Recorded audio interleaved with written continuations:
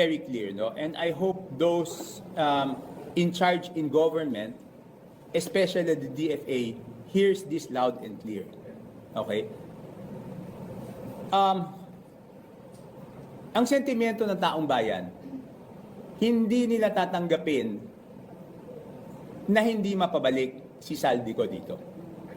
Dapat naiintindihan yan ng mga may kapangyarihan na pabalikin siya. Kasi pag dumating sa punto, wag naman sana na sabihin na kailangan na siyang pabalikin at hindi siya mapabalik. Huwag natin subukan yung pasensya ng tao. Sa tingin ko, doon na talagang magagalit ang taong bayan.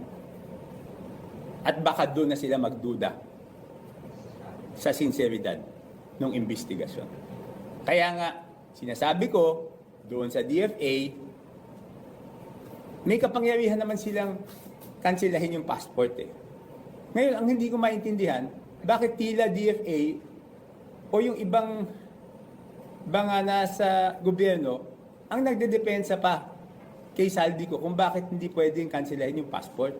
Di ba dapat kansilahin nyo, tapos pabayaan yung abogado niyang questionin sa korte yung pagkansila? Bakit